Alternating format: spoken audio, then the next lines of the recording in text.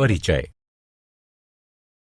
अधिकतर परिस्थितियों में हमारे आसपास की चीजों में कुछ न कुछ बदलाव होता है। इनमें से कुछ बदलाव अस्थायी, जिनमें कुछ नए तत्व ना बने, उन्हें भौतिक बदलाव कहते हैं। कुछ अन्य बदलावों में नए तत्व बनते हैं और कुछ अपनी पहचान खो देते हैं। इस तरह के बदलावों में हम मूल वस्तु को वापस नहीं ला सकते, जिसका सीधा और सामान्य मतलब यही है। उन्हें स्थायी बदलाव के तौर पर जाना जाता है। उदाहरणार्थ, कागज के जलने पर कार्बन का बनना। जब कागज जला दिया जाता है तो कार्बन के कण राख बन जाते हैं। इनको दोबारा से कागज नहीं बनाया जा सकता। इस तरह ये स्थायी रासायनिक परिवर्तन है। उद्देश्य। इस पाठ के अंत में आप निम्न करने में सक्षम हो जाएंगे: रासायनिक परिवर्तन को पहचानना, रासायनिक प्रतिक्रिया के समीकरण लिखना, रासायनिक परिवर्तन को वर्गीकृत करना, विभिन्न तरह के रासायनिक प्रतिक्रियाओं के उदाहरणों की सूची बनाना। रासायनिक अभिक्रियाएं। एक रासायनिक अभिक्रिया वो होती है जिसमें तत्व या तत्वों की रासायनिक प्रतिक्रिया से एक नया तत्व या कई तत्व बनते हैं। ऐसे पदार्थ जो रासायनिक प्रतिक्रिया में भाग लेते हैं उन्हें अभिक्रिया यानी रिएक्टेंट्स कहा जाता है। जो नए पदार्थ बनाते हैं उन्हें उत्पाद कहा जाता है। लोहा और सल्फर रिएक्टेंट्स हैं और आयरन सल्फाइड उत्पाद है। जब चीनी को गर्म किया जाता है तो वो जल जाती है। चीनी में पानी के अणु कार्बन छोड़ जाते हैं। रासायनिक समीकरण लिखना। रासायनिक अभिक्रिया में रिएक्टेंट्स एक या अधिक एक साथ प्रतिक्रिया करते हैं और एक नया यौगिक बनता है जिसे उत्पाद कहते हैं। उदाहरण, एल्यूमीनियम ऑक्साइड को डाइल्यूट सल्फ्यूरिक एसिड के साथ मिलाएं जो एल्यूमीनियम सल्फेट और पानी के रूप में हो। इस अभिक्रिया को इस प्रकार से लिखा जा सकता है: aluminium oxide dilute sulphuric acid के साथ अभिक्रिया करके एल्यूमीनियम सल्फेट और पानी बनाता है। रासायनिक समीकरण लिखने के लिए निम्नलिखित तरीके अपनाए जाते हैं। अभिकारकों के प्रतीक और सूत्रों को पहले बाईं ओर लिखा जाता है। यदि एक से ज्यादा उत्पाद हों तो उनके बीच योग धन चिन्ह लगाकर उन्हें अलग अलग दर्शाते हैं। एल्यूमीनियम ऑक्साइड और डाइल्यूट सल्फ्यूरिक एसिड को इस तरह लिखते हैं। तीर का सिरा उत्पाद की ओर होता है जो उत्पाद के रूप में अभिक्रिया होने को दर्शाता है। प्रतीक और सूत्र यौगिकों के गठन यानी उत्पाद को तीर के निशान के बाद दाईं ओर लिखते हैं और ये दर्शाता है कि इसका गठन हुआ है। यहां पर एक योग धन चिन्ह भी दो यौगिकों के बीच अलग अलग जगहों पर लगाया जाता है। रासायनिक समीकरण। रासायनिक समीकरण द्रव्यमान के संरक्षण के नियम पर आधारित है। इस नियम के अनुसार द्रव्यमान का निर्माण नहीं किया जा सकता है और न ही रासायनिक अभिक्रिया में नष्ट किया जा सकता है। ऐसा सिर्फ तब संभव होता है जब हर परमाणु की कुल संख्या अभिकारक के बराबर हो, साथ ही समीकरण के उत्पादन जितनी हो। जिन समीकरणों में विभिन्न तत्वों के परमाणुओं की संख्या अभिक्रिया से बनने वाले उत्पादन जितनी परमाणुओं की संख्या हो तो उसे संतुलित समीकरण के रूप में जाना जाता है। संतुलित समीकरण। उपरोक्त समीकरण एक असंतुलित समीकरण है। इसमें सल्फर का सिर्फ एक परमाणु है जो अभिक्रिया की ओर है, जबकि उत्पाद की ओर सल्फर के 3 परमाणु हैं। अब यहां अभिकारक की ओर 6 हाइड्रोजन के परमाणु हैं और उत्पाद की ओर सिर्फ 2 हाइड्रोजन परमाणु हैं। उपरोक्त समीकरण में H2O अणुओं को 3 से गुणा करते हैं। समीकरण 2 अब बनता है इसमें। अब समीकरण में ऑक्सीजन परमाणु 15 हैं जो अभिकारक और उत्पाद की ओर हैं, इसलिए अंतिम समीकरण संतुलित है। रासायनिक अभिक्रियाओं के प्रकार। तत्वों और यौगिकों के मिश्रण से कई तरह के पदार्थ बनते हैं। लाखों यौगिक तत्वों या यौगिकों की रासायनिक अभिक्रियाओं से बनते हैं। रासायनिक अभिक्रियाओं में तापमान, दबाव, प्रकाश की उपस्थिति आदि के रूप में विभिन्न परिस्थितियों की आवश्यकता होती है। रासायनिक अभिक्रियाएं कई प्रकार की प्रणालियों में घटित होती हैं, जैसे कि मानव शरीर, पौधे, उद्योग, प्रकृति आदि। रासायनिक अभिक्रियाओं के 4 प्रकार होते हैं, जो कि इस प्रकार हैं: संयोजन अभिक्रिया, अपघटन अभिक्रिया, विस्थापन अभिक्रिया, द्विविस्थापन अभिक्रिया। संयोजन अभिक्रिया: कुछ अभिक्रियाओं में नया द्रव्य मूल तत्व में मिलाया जाता है और तत्व द्रव्य में मिल जाता है। इस तरह की अभिक्रिया को संयोजन या संश्लेषण अभिक्रिया कहते हैं। संयोजन अभिक्रियाएं वो होती हैं जिनमें एक तत्व किसी दूसरे के साथ अभिक्रिया करके एक यौगिक बनाता है। ऐसी अभिक्रियाओं को संश्लेषण अभिक्रियाएं भी कहते हैं। उदाहरणार्थ, हाइड्रोजन को ऑक्सीजन से मिलाने पर पानी बनता है। एक मैग्नीशियम रिबन लें और उस पर लौ की गर्मी दें। इसके जलने से चमकदार सफेद रोशनी निकलती है। मैग्नीशियम रिबन सफेद पाउडर में बदल जाता है। पाउडर में थोड़ा पानी मिलाएं और लाल लिटमस पर एक ड्रॉप रखें। लाल लिटमस नीला हो जाता है। ऐसा संयोजन अभिक्रिया से होता है। ऑक्सीजन हवा में मैग्नीशियम के साथ मिलकर सफेद पाउडर मैग्नीशियम ऑक्साइड MgO बनाती है। मैग्नीशियम ऑक्साइड पानी के साथ मिलकर मैग्नीशियम हाइड्रोक्साइड बनाता है। इसमें लाल लिटमस नीला हो जाता है। अपघटन अभिक्रियाएं। अपघटन अभिक्रियाएं वे होती हैं जिनमें एक यौगिक सरल यौगिकों में टूट जाता है। उदाहरणार्थ, गर्म करने पर कैल्शियम कार्बोनेट से कैल्शियम ऑक्साइड और कार्बन डाइऑक्साइड बनता है। पानी का अपघटन करने पर जब इसे बिजली से गुजारा जाता है तो ये हाइड्रोजन और ऑक्सीजन देता है। अपघटन अभिक्रियाएं। संगमरमर का एक टुकड़ा लें, इसे चिमटे से पकड़ें, कुछ समय के लिए इस पर आग की गर्मी दें, इसे ठंडा होने दें, इसे पानी में डाल दें, फिर इसमें लाल लिटमस डालें। इस तरह लाल लिटमस नीले रंग में बदल जाता है।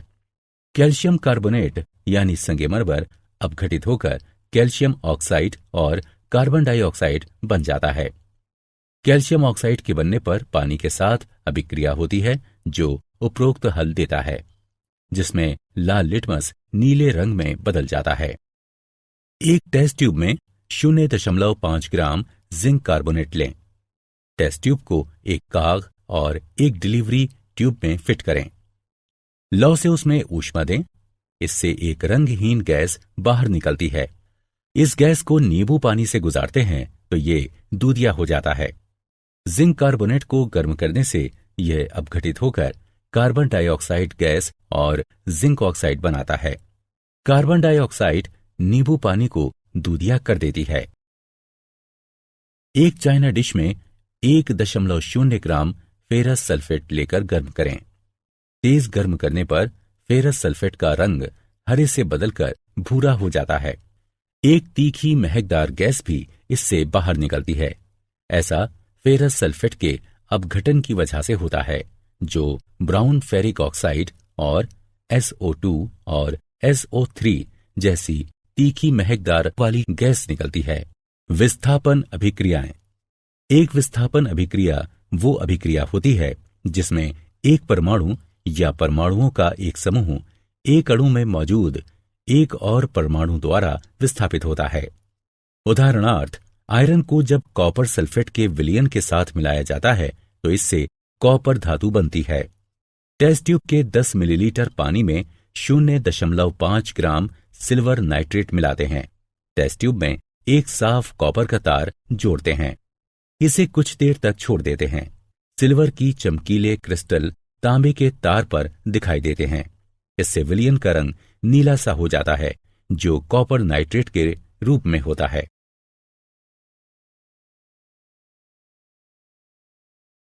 इस अभिक्रिया में लौह धातु को कॉपर के साथ मिलाने पर कॉपर सल्फेट का विलयन विस्थापित होता है। एक टेस्ट ट्यूब में कॉपर सल्फेट विलयन लेते हैं। कॉपर सल्फेट विलयन में लोहे की कील डालते हैं और इसे कुछ समय के लिए छोड़ देते हैं। कुछ समय के बाद विलयन का नीला रंग फेट्स और लाल रंग की कॉपर धातु कॉपर सल्फेट से विस्थापित हो जाती है। विस्थापन अभिक्रिया जो होती है। विस्थापन अभिक्रियाओं के कुछ अन्य उदाहरण हैं। द्विविस्थापन अभिक्रियाएं। द्विविस्थापन अभिक्रियाएं वे होती हैं जिनमें दो यौगिक आयनों को बदलकर दो नए यौगिक बनाते हैं। इन अभिक्रियाओं को पार्टनर एक्सचेंज अभिक्रिया के नाम से भी जानते हैं। ये अभिक्रियाएं आयनिक यौगिकों में होती हैं। उदाहरणार्थ, कॉपर सल्फेट और हाइड्रोजन की अभिक्रिया में सल्फाइड, कॉपर सल्फाइड और सल्फ्यूरिक एसिड बनते हैं। इस प्रकार कॉपर का पार्टनर बदलकर हाइड्रोजन सल्फाइड में हाइड्रोजन के पार्टनर के रूप में होता है। बेरियम क्लोराइड और सल्फ्यूरिक एसिड की अभिक्रिया से बेरियम सल्फेट बनता है, जो द्विविस्थापन अभिक्रिया है। निराकरण अभिक्रियाएं भी द्विविस्थापन अभिक्रियाएं होती हैं।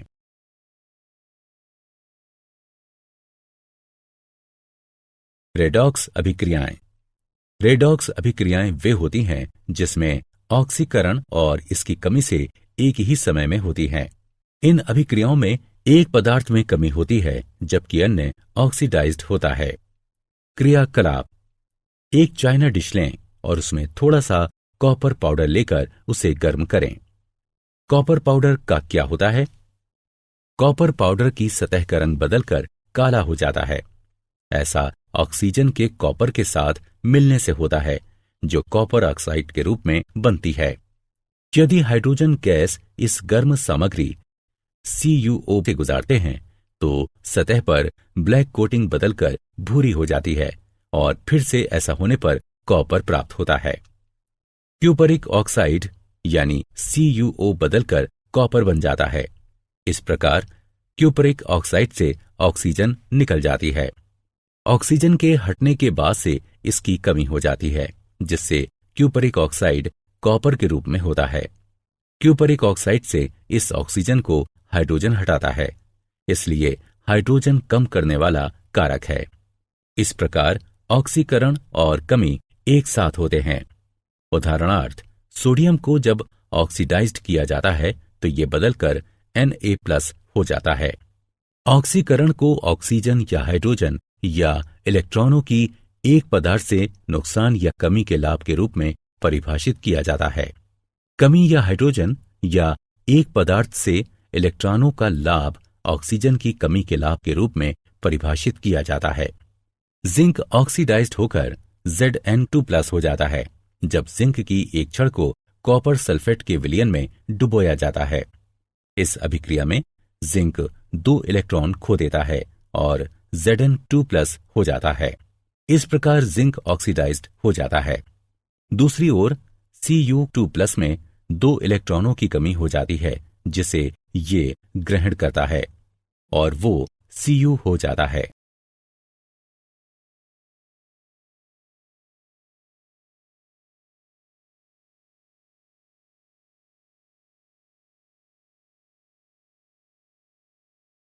संक्षारण। आपने देखा होगा कि लोहे के बने पुराने गेट पर लालिमा युक्त भूरे रंग की परत चढ़ जाती है।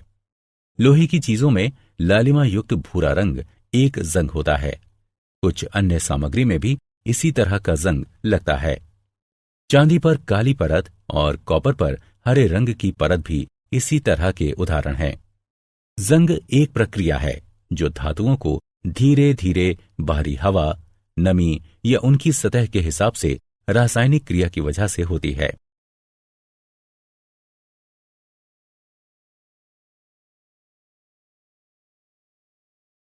विकृत गंधिता।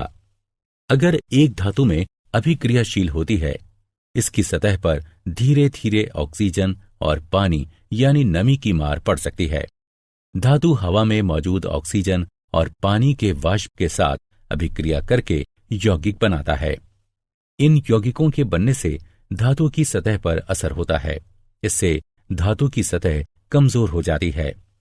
धातु की सतह पर यौगिकों के बनने से धीरे धीरे उसकी सतह और कमजोर हो जाती है और फिर हवा और पानी की वजह से इसे नुकसान होता है।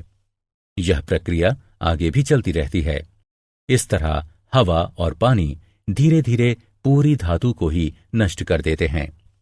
जब हम खाद्य सामग्री, वसा या तेल को लंबे समय तक रखते हैं तो ये वकृत गंधी हो जाते हैं और एक समय के बाद इसके दुर्गंध और स्वाद बदल जाते हैं। ऐसा खाद्य सामग्री के बासी हो जाने की वजह से होता है।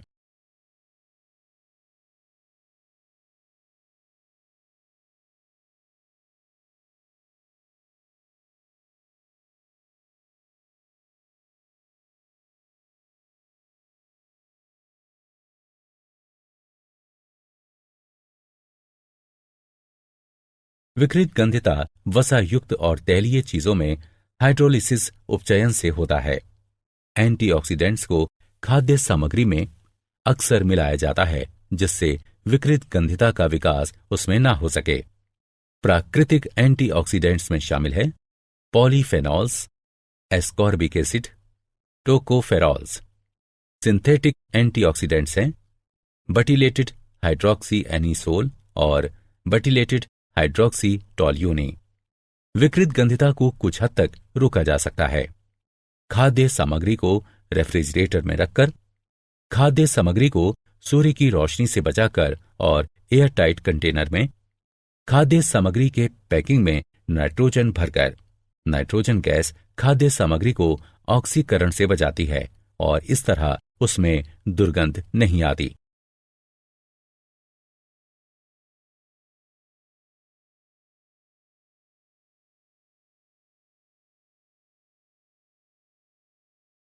क्या आप जानते हैं स्लैक्ट चूने का उत्पादन CaOS जमा H2OL गिव्स CaOH2AQ की अभिक्रिया से होता है, जिसका प्रयोग दीवारों की पुताई में किया जाता है।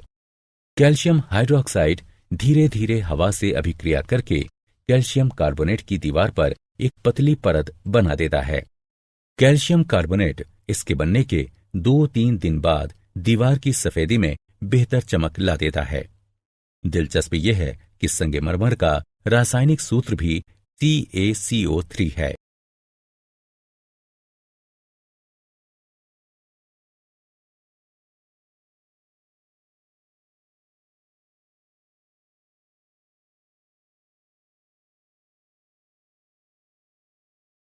सारांश।